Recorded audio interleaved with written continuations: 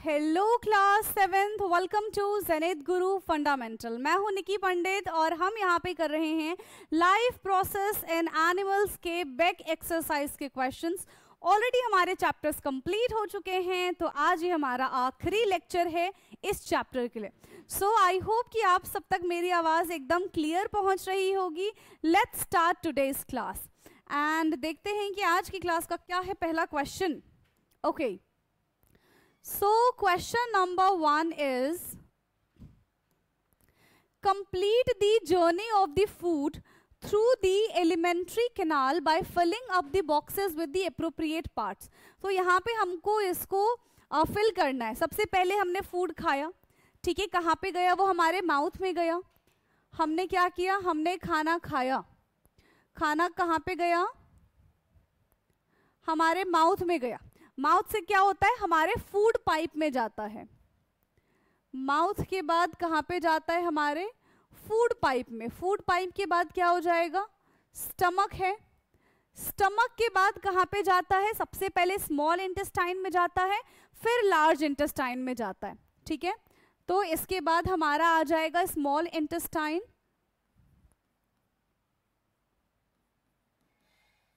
Then large intestine,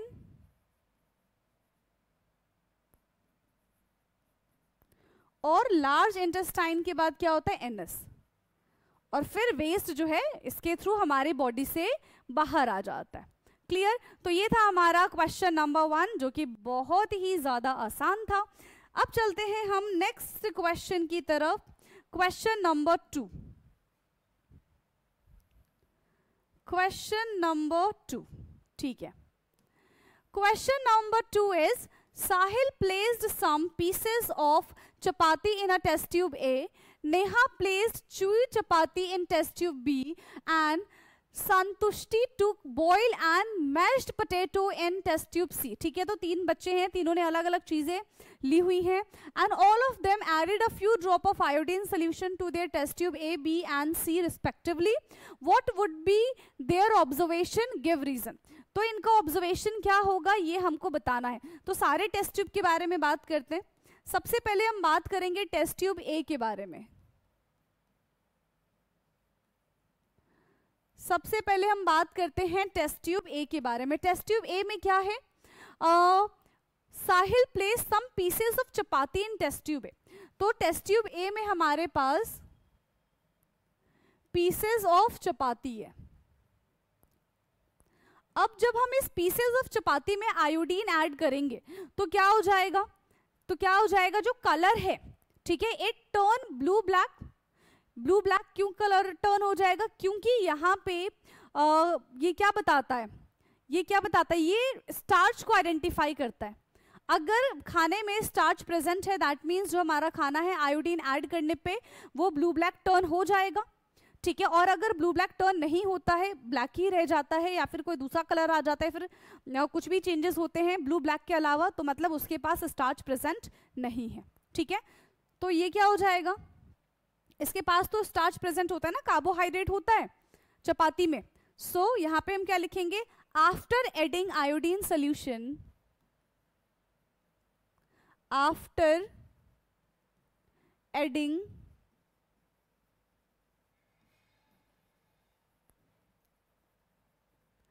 iodine solution, after adding iodine solution, the color of mixture turn blue black। ठीक है, mixture का colour कैसा हो गया? ब्लू ब्लैक कलर हो गया। एंड ये क्या शो कर रहा है? दिस बिकॉज, ये किसकी वजह से हुआ? This is because of iodine. This is because of iodine react with starch. ये ब्लू ब्लैक कलर तभी आता है जब स्टार्च जो है वो आयोडीन के साथ रिएक्ट करता है, ठीक है। Starch and turn blue black. and turn blue black. That means the chapati contain starch. That means chapati contain starch. इसका मतलब चपाती के पास क्या प्रेजेंट है? स्टार्च प्रेजेंट है. So iodine will show this colour change. So iodine will show this colour change. Iodine जो है वो ये कलर चेंज शो करेगा in test tube A. In test tube A. ठीक है, ये तो हमारी बात थी टेस्ट ट्यूब ए के बारे में. ठीक है, अब टेस्ट ट्यूब बी में हमने चबाया हुआ चपाती रख दिया है, यही बोल रहे हैं ना. टेस्ट ट्यूब बी के बारे में बात करते हैं. टेस्ट ट्यूब बी में क्या है? टेस्ट ट्यूब बी में हमारा च्यूड चपाती है. ठीक, अब देखो ऑलरेडी यहां पे क्या किया गया है, स्टार्च का ना ब्रेक डाउन कर दिया. ठीक है, स्टार्च का ना ब्रेक डाउन कर दिया, तो यहाँ पे आज तक हमको कोई चेंज नजर नहीं आएगा. ठीक है, या तो अगर होगा तो बहुत हल्का फुल्का कलर चेंज देखने के लिए मिलेगा, अदरवाइज हमको कलर चेंज देखने के लिए मिलेगा ही नहीं. सो the colour of mixture, so the colour of mixture will either show, या तो हल्का फुल्का दिखेगा. ठीक है, will either show no change, है ना, बहुत हल्का सा दिख सकता है, या फिर show no change.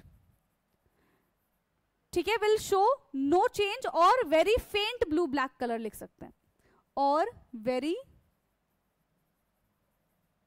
faint blue black colour. Reason already मैं आपको बता चुकी हूं. क्या रीजन है? क्योंकि ऑलरेडी स्टार्च का जो है यहाँ पे ब्रेकडाउन हो चुका है. ठीक है, रीजन क्या हो जाएगा यहाँ पे? This is a tweet process. इस वजह से यहाँ पे हमें ऐसा कुछ दिखाई नहीं देगा, और इसमें ऑलरेडी हमारा सलाइवा ऐड है. Added by saliva that break down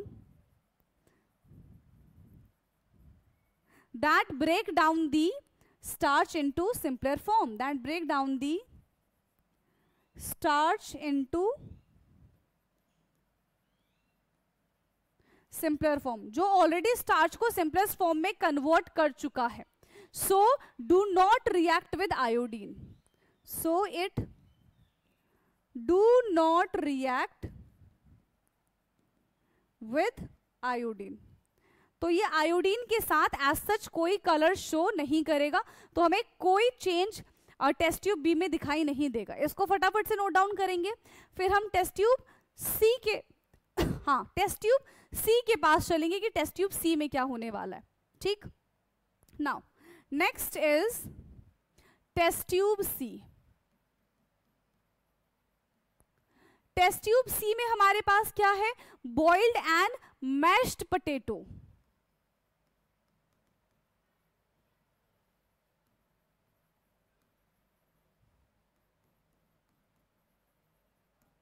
अब boiled and mashed potato है, यहां पे क्या सीन हो जाएगा भाई कि जैसे ही इनके अंदर हम आयोडीन डालेंगे, it turn blue black colour. क्यों? क्योंकि इसके पास स्टार्च प्रेजेंट है. ठीक, so the colour of mixture,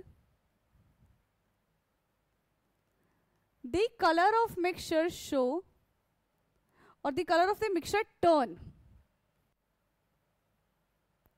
blue black.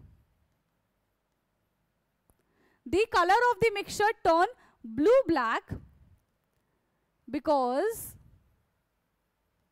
potato contains starch. क्योंकि पोटैटो के पास क्या प्रेजेंट होता है? पोटैटो के पास स्टार्च प्रेजेंट होता है. So when iodine react with starch, it show colour. So when iodine react with starch, it change color to blue black. तो ये हमें ब्लू ब्लैक कलर चेंज होते हुए यहां पे हमको नजर आएगा. क्लियर? तो test tube A and test tube C will change the colour, है ना, it turn blue black, but test tube B में ऐसा कुछ भी नहीं होने वाला है. क्लियर? नेक्स्ट क्वेश्चन पे आ जाओ. नेक्स्ट क्वेश्चन है हमारा question number 3. So question 3 is what is the role of diaphragm in breathing. Diaphragm का ब्रीदिंग में क्या रोल है? ठीक है, what is the role of diaphragm in breathing? सबसे पहले to filter the air, to produce sound, to help in inhalation and exhalation, to absorb energy. क्या काम है? देखो, डायफ्राम कहाँ पे प्रेजेंट होता है? यहाँ पे हमारे चेस्ट कैविटी की साइड में इधर प्रेजेंट होता है. जब हम सांस लेते हैं तो डायफ्राम हमारा डाउनवर्ड चला जाता है. ठीक है, जब हम एक्सहेल करते हैं तो डायफ्राम हमारा ऊपर की साइड, आउटवर्ड डायरेक्शन की साइड आता है. ठीक है, तो ये हमें किस में हेल्प करता है? Help in inhalation and exhalation. ठीक है, सो रोल क्या है? To help in inhalation and exhalation में ये हमें हेल्प करता है. Next question, question number 4. So question 4 है हमारा नेम मैच द फॉलोइंग. ठीक है, name of the part and the function. यहाँ पे हमें पार्ट दे रखा है, उसका क्या फंक्शन होगा ये हमको बताना है. सबसे पहले नोस्ट्रिल. नोस्ट्रिल का क्या काम होता है?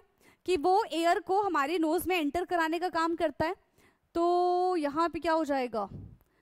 Fresh air from outside enters. Nostril में यही होता है, फ्रेश एयर जो है वो बाहर से हमारे नोज के अंदर आएगी.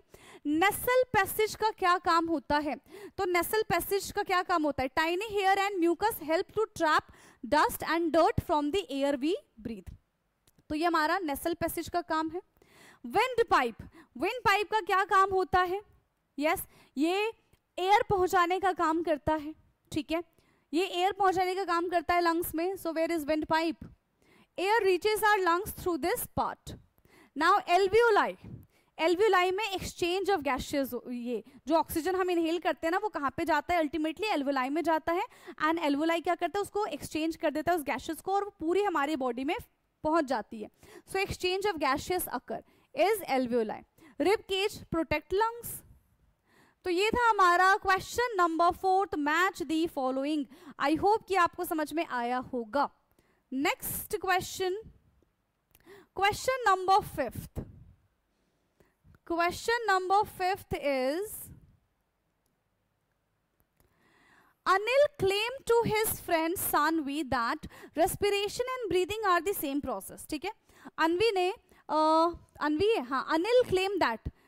अनिल जो है वो अपनी फ्रेंड के साथ ये बात कर रहा है और वो क्लेम कर रहा है कि दैट रेस्पिरेशन और ब्रीदिंग जो है वो सेम प्रोसेस है. What questions can Sanvi ask him to make him understand that he is not correct. तो सानवी को क्या क्वेश्चन पूछना चाहिए? बताओ, सानवी को क्या क्वेश्चन पूछना चाहिए ताकि अनिल को लगे कि हाँ भाई उसने जो बोला है वो इनकरेक्ट है, वो करेक्ट नहीं है? बता दो फटाफट से, क्या क्वेश्चन पूछना चाहिए उसको? तो पहला क्वेश्चन जो उसके दिमाग में आना चाहिए कि what is the difference between breathing and respiration. सबसे मेन चीज है ना, what is the difference between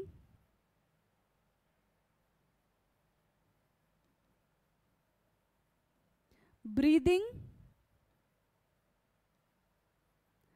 and respiration.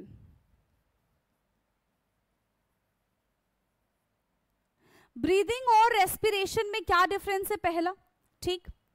दूसरा क्वेश्चन क्या पूछना चाहिए कि क्या जब हम ब्रीथ नहीं कर रहे होते तब भी रेस्पिरेशन हो रहा होता है, या फिर जब हम ब्रीथ नहीं कर रहे तो रेस्पिरेशन भी नहीं हो रहा होता है? ठीक है, so does respiration happen even when we are not breathing? Does respiration happen even does respiration happen even when we are not breathing? क्या तब भी रेस्पिरेशन हो रहा होता है जब हम ब्रीद नहीं करते हैं? ठीक, और क्या क्वेश्चन पूछा जा सकता है? What happen when we eat during, नहीं, रेस्पिरेशन का क्या होगा जब हम खाना खाते हैं ना. सो कैन यू एक्सप्लेन, क्या एक्सप्लेन करना है? Can you explain that what happen, can you explain what happen to the food, what happen to the food we eat during respiration, during respiration. सो इस क्वेश्चन से क्या हो जाएगा? ये क्वेश्चन जो है अनिल को हेल्प करेगा टू अंडरस्टैंड दैट कि ब्रीदिंग जो होता है वो एक फिजिकल प्रोसेस है जिसमें सिर्फ इनहेलेशन और एक्सहेलेशन होता है, जबकि रेस्पिरेशन जो है वो एक केमिकल प्रोसेस है जहां पे ऑक्सीजन का ब्रेकडाउन होता है इनटू ग्लूकोज एंड एनर्जी. ये चीज लिख सकते हैं ना हम यहाँ पे? चलो इसको भी लिख लेते हैं.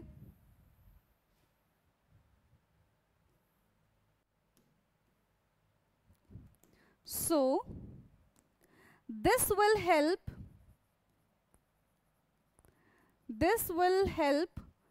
Anil, this will help Anil to understand that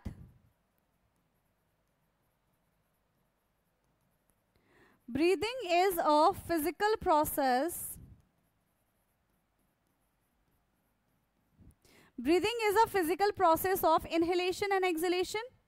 ठीक है, physical process of inhaling and exhaling while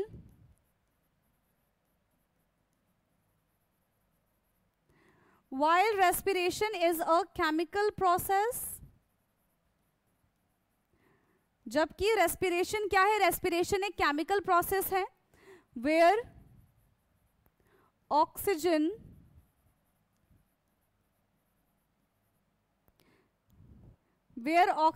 break down into glucose and energy, जहां पे ऑक्सीजन का ब्रेकडाउन होता है ग्लूकोज और एनर्जी में. ठीक है, so this is question number 5. Now next question, question number 6. Question number 6. So which of the following statement is correct and why? यहाँ पे कौन सा स्टेटमेंट हमारा करेक्ट है और क्यों करेक्ट है ये बताना है. Anu, we inhale air. Shanu, we inhale oxygen. Tanu, we inhale air rich in oxygen. कौन करेक्ट है यहाँ पे? कौन करेक्ट है यहाँ पे? देखो, हमारे एनवायरनमेंट में बहुत सारे गैसेस प्रेजेंट है. ठीक है, हमारे एनवायरनमेंट में बहुत सारे गैसेस प्रेजेंट है, बट हम किसको इनहेल करते हैं? जो ऐसी एयर जो रिच हो ऑक्सीजन में, उसको हम इनहेल करते हैं. ठीक है, सो यहाँ पे तनु जो है, तनु इसने एकदम करेक्ट बोला है. So this is more accurate. Tanu is more accurate. Tanu is more accurate. अब तनु मोर एक्यूरेट क्यों है? बिकॉज जो एयर हम ब्रीथ करते हैं, because air we breathe that contain, जो हम एयर ब्रीथ करते हैं उसमें 21% ऑक्सीजन प्रेजेंट होता है. That contain 21% oxygen. उसमें 21% ऑक्सीजन प्रेजेंट होता है जो उसको ऑक्सीजन इन रिच बनाता है. Clear? Making it oxygen rich, making it oxygen rich. Clear? ठीक है, फॉर आवर नीड्स. तो ये था हमारा क्वेश्चन नंबर 6. क्या ये चीज समझ में आई है? नेक्स्ट क्वेश्चन पे पहुंच जाए. इसको देख लो फटाफट से, आसान सा क्वेश्चन था. Now next question is question number 7. So question 7 है हमारा, we often sneeze when we inhale a lot of dust leaded air and what can be the possible explanation for this। तो ऐसा क्यों होता है? देखो, जैसे ही हम इनहेल करते हैं तो बहुत सारे डस्ट पार्टिकल जो है वो हमारे नोज में जाके चिपक जाते हैं, ठीक है, इसी वजह से हम स्नीज करते हैं, ठीक है, क्योंकि हमारे नोज में इरिटेशन हो जाती है, हमारा बॉडी एक डिफेंस मैकेनिज्म की तरह काम करता है, ठीक है, और वो क्या करता है, हमारे नोज को, जो डस्ट पार्टिकल हमारे नोज हेयरी लाइन में आके चिपक गए उसको क्लीन करने के लिए हम वहां से सारी एयर जो है वो स्नीज के थ्रू बाहर निकाल देते हैं और उसके साथ डस्ट पार्टिकल भी बाहर आ जाता है, ठीक है। We sneeze due to following reason, we sneeze due to following reasons. हम स्नीज करते हैं ड्यू टू फॉलोइंग रीजन। पहला रीजन क्या है? पहला रीजन क्या है? नोज में इरिटेशन होने लग जाती है, nose irritation.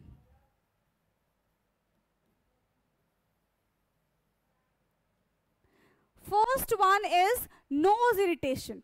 So dust can irritate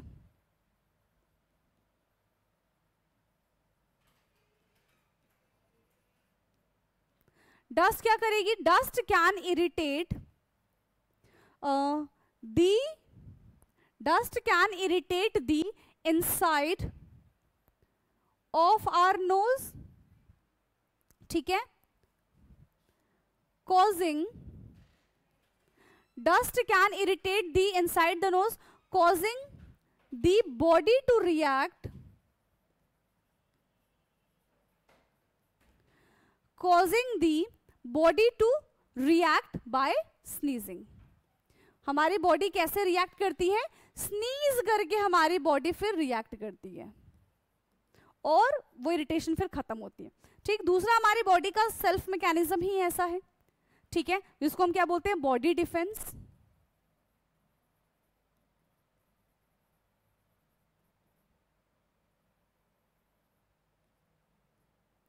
next है हमारा बॉडी डिफेंस। तो जैसे हम स्नीज करते हैं, स्नीज से क्या होता है कि जो डस्ट पार्टिकल है, ठीक है, वो हमारे लंग्स में जाने से बच जाते हैं, है ना, वो हमारी बॉडी से बाहर आ जाते हैं और हमारा लंग्स जो है वो प्रोटेक्ट हो जाता है हार्मफुल पार्टिकल से, ठीक है। So sneezing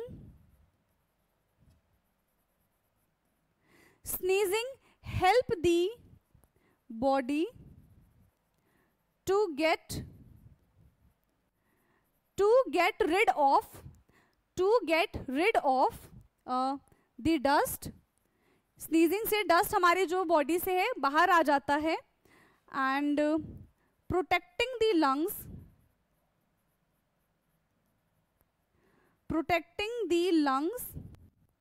from harmful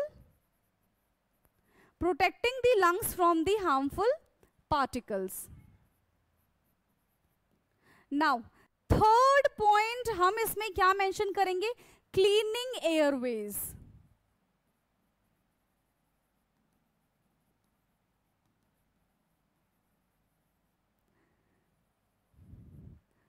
third है हमारा क्लीनिंग एयरवेज। इसमें क्या है? जैसे ही हम स्नीज करते हैं तो हमारी पूरी जितना भी डस्ट पार्टिकल होता है हमारी बॉडी से बाहर आ जाता है, ठीक है, बॉडी के हमारे नोज से बाहर आ जाता है और जो हमारे नोज को क्या कर देता है? क्लीन कर देता है। So sneezing clear the nose. Sneezing जो है वो हमारे नोज को क्या कर देता है? क्लियर कर देता है from dust. Sneezing clear the knows from the dust, ठीक है, from the dust and make easier to breathe,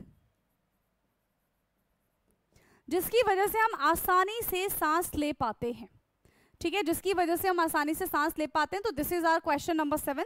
इसको फटाफट से देख लीजिए।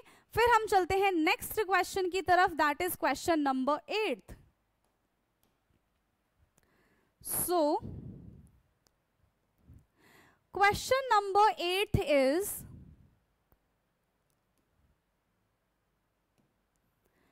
परिधि एंड अनुषा, ठीक है, कौन से दो बच्चे हैं? Paridhi and Anusha of the grade 7 started running for their morning workout. After they complete their running they counted their breath per minute. Anusha was breathing faster than Paridhi. ठीक है, अनुषा जो है वो ज्यादा तेज ब्रीथ कर रही थी परिधि की कंपैरिजन में. Provide at least 2 possible explanations for why Anusha was breathing faster than परिधि. तो अनुषा जो है वो ज्यादा तेज ब्रीथ क्यों कर रही थी एज कंपेयर टू परिधि? तो ये देखो डिपेंड करता है कि कौन ज्यादा तेज दौड़ रहा था, पहली चीज. दूसरी चीज ये किस पे डिपेंड करता है कि कितना ऑक्सीजन हम इनहेल कर सकते हैं. ठीक है, दूसरा ये किस पे डिपेंड करता है, कितना ऑक्सीजन हम इनहेल कर सकते हैं. ठीक है, तो यहाँ पे कैसे बोले भाई, कैसे हम इसको लिखेंगे? कौन ज्यादा फास्ट कर रहा था? Simple reason, 2 simple reasons we will write.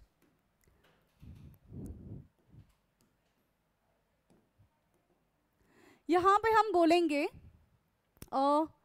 Anusha was breathing faster, है ना? Anusha was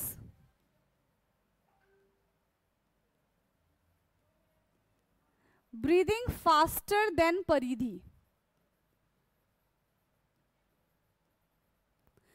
Anusha was breathing faster than Paridhi. ठीक है, बिकॉज क्या रीजंस हो सकते हैं?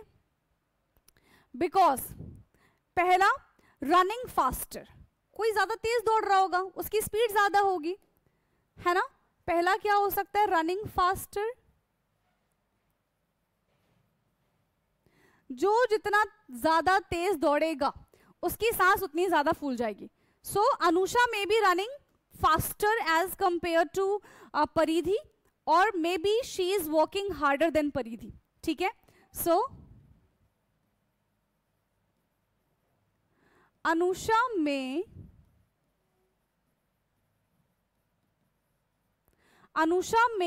run faster or working harder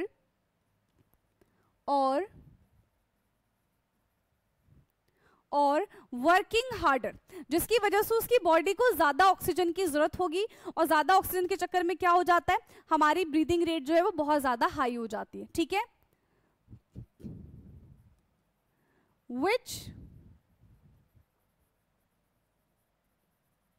which make her body need more energy. तो ज्यादा वर्कआउट करने से उसकी एनर्जी को ज्यादा उसकी बॉडी को ज्यादा एनर्जी की जरूरत है. ठीक है, उसकी बॉडी को ज्यादा ऑक्सीजन की जरूरत है. Need more energy, need more oxygen, need more energy, need more oxygen. तो वो क्या करेगी? कॉजिंग हर ब्रीथ फास्टर, कॉजिंग हर ब्रीथ फास्टर, जिसकी वजह से वो तेज दौड़ रही है. आई मीन तेज क्या कर रही है? ब्रीथ कर रही है. दूसरा क्या हो सकता है? देखो ये बॉडी टू बॉडी भी डिपेंड करता है कि कौन कितना ज्यादा फिट है. ठीक है, ये बॉडी टू बॉडी भी डिपेंड करता है कि कौन कितना ज्यादा फिट है. जो ज्यादा फिट होगा वो बहुत देर तक क्या कर पाएगा? दौड़ पाएगा, भाग पाएगा. जो कम फिट होगा वो थोड़ी देर में ही हाफने लग जाएगा. राइट, तो फिटनेस लेवल पे भी डिपेंड करता है. दूसरा किस पे डिपेंड करता है? दूसरा ये फिटनेस लेवल पे डिपेंड करता है. तो हो सकता है कि अनुषा ज्यादा फिट हो, है ना? अनुषा माइट नहीं, अनुषा ज्यादा फिट कैसे होगी? वो तो ज्यादा तेज ब्रीथ कर रही थी. अनुषा ज्यादा फिट नहीं होगी, ये भी हो सकता है ना? Anusha might not be not be fit as Paridhi. तो Anusha might not be as fit as परिधि. as fit as कौन थी? परिधि थी ना? हाँ, as fit as परिधि.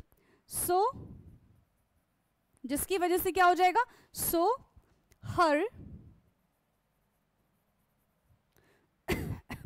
So her body has to work harder, जिसकी वजह से उसकी बॉडी को ज्यादा काम करना पड़ेगा, एंड उसकी वजह से उसकी जो ब्रीदिंग है वो फास्टर हो रही है, उसकी सांस फूल रही है, making her breath faster, making her breath faster. So these are the reasons, ये रीजन्स हो सकते हैं. क्या इतना समझ में आया? इसको नोट डाउन करेंगे, फिर हम चलेंगे 9th क्वेश्चन की तरफ. 9th क्वेश्चन,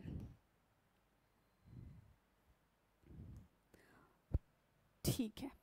सो 9th क्वेश्चन ये है हमारा, चलो इतना ही ले लो, इनकी शक्लें आ जाएंगी इधर, कोई बात नहीं.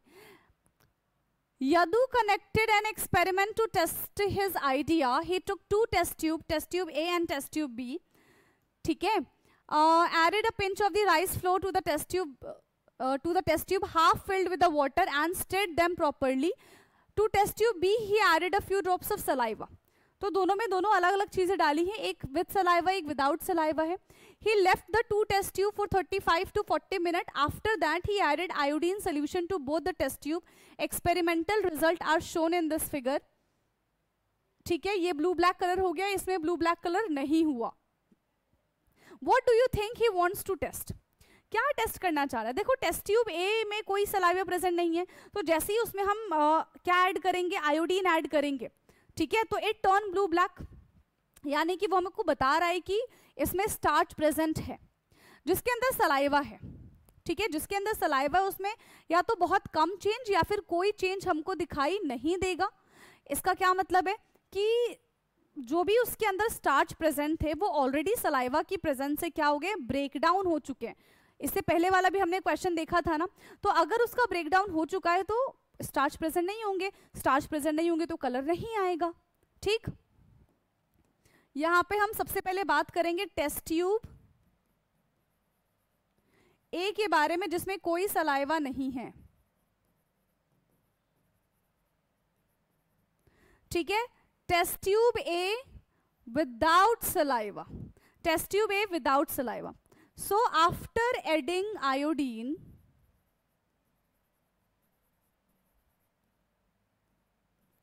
जैसे ही हम इसमें आयोडीन ऐड करेंगे, ठीक है, after adding iodine, the water in test tube A, the water in, दिख रहा है ना, the water in test tube A turn किसमें कन्वर्ट हो जाएगा, turn blue black, indicating that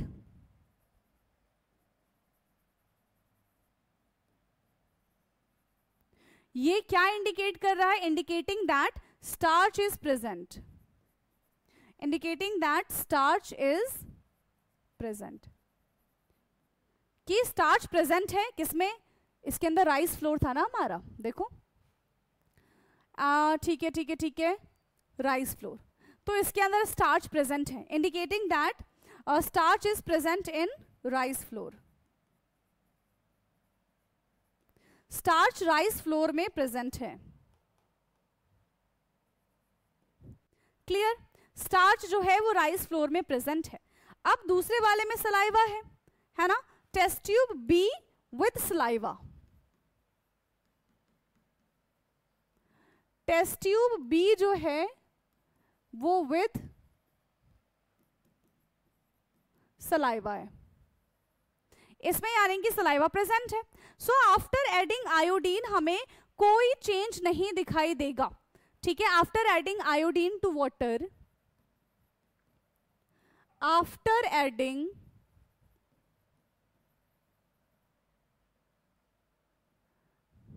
iodine to water, no change in colour observed. कोई colour change यहां पे हमें ऑब्जर्व नहीं होगा. ये हमको क्या बताता है, starch has been broken down, that indicate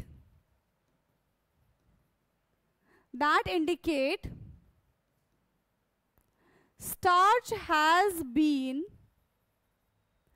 broken down into simpler form, starch जो है वो ऑलरेडी सिंपलर फॉर्म में ब्रेक डाउन हो चुका है, ठीक है, अब वहां पे कोई भी स्टार्च प्रेजेंट नहीं है. सो बाय परफॉर्मिंग दिस एक्टिविटी, यहाँ पे हमको सलाइवा के इफेक्ट के बारे में पता चलता है कि सलाइवा को ऐड करने से यहाँ पे क्या हो जा रहा है, स्टार्च का ब्रेक डाउन हो जा रहा है, ठीक है. So down into simpler form, that indicate that starch has been broken down into simpler form. Clear. तो यहां से, ठीक है, by performing this activity, by performing this activity, जो यदु था, है ना, यही था ना, by performing this activity Yadu tested that the effect of, ठीक है, the effect of saliva on breakdown of starch, saliva on breakdown of starch on rice flour. ठीक, अगर स्टार्च प्रेजेंट होगा तो कलर आएगा, अगर स्टार्च प्रेजेंट नहीं होगा तो कलर नहीं आएगा. क्लियर है. Now we'll move to the last question of this chapter, that is question number 10th. इसके बाद हमारा ये चैप्टर जो है वो फिनिश हो जाएगा. तो लो, पूरा ही ले लो. सो क्वेश्चन 10 है, Rakshita design an experiment taking 2 clean test tube. तो रक्षिता ने 2 क्लीन टेस्ट ट्यूब ले लिए हैं, ठीक है. उसके बाद क्या किया है, A and B filled them with the lime water as shown in this figure. In test tube A, the surrounding air that we inhale was passed on the sucking air from the pipe, and in test tube B exhale. एक में क्या है, एक में जो inhale किया जाता है वो है, एक में जो एक्सेल किया जाता है वो है, ठीक है. Exhaled air was blown through the pipe. What do you think she is trying to investigate and how she confirm her findings? तो वो क्या इन्वेस्टिगेट करने की कोशिश कर रही है. देखो, एक टेस्ट ट्यूब में उसने इनहेल्ड एयर रखा है, एक टेस्ट ट्यूब में उसने एक्सेल्ड एयर रखा है, ठीक है. ये क्या चेक करना चाहती है कि किसमें ज्यादा amount of carbon dioxide present है. तो उसके लिए उसको कार्बन डाइऑक्साइड का टेस्ट करना पड़ेगा, ठीक है. समझ में आ गया. टेस्ट ट्यूब ए के बारे में बात करेंगे हम. टेस्ट ट्यूब ए में कैसी एयर है, इनहेल्ड एयर है.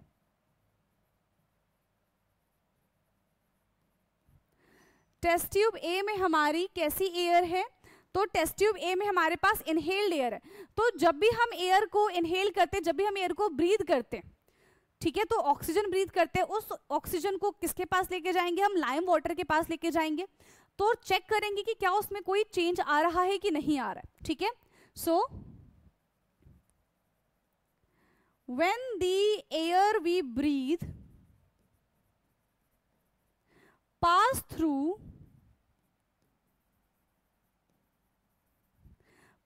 through the lime water, उसको किससे पास किया गया, उसको लाइम वाटर से पास कराया गया. there will be no change, there will be no change because the air we inhale was very little carbon dioxide, because the air we inhale, because the air we inhale has very little carbon dioxide. तो जो हम air inhale करते हैं वो oxygen rich होता है, उसमें carbon dioxide की क्वांटिटी जो होती है वो बहुत ज्यादा कम होती है. नाउ अब हम बात करेंगे टेस्ट ट्यूब बी के बारे में. टेस्ट ट्यूब बी के बारे में जो एक्सेल्ड एयर है. अब एक्सेल्ड एयर जो होता है वो रिच इन कार्बन डाइऑक्साइड होता है. So when excelled air pass through the lime water, when exhaled air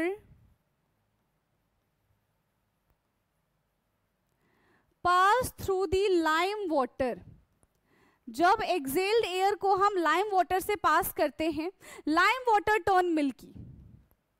तो जो लाइम वाटर है, lime water turn milky. Lime water कैसा हो जाता है? मिल्की हो जाता है because presence of due to the presence of higher carbon dioxide, due to the presence of high amount of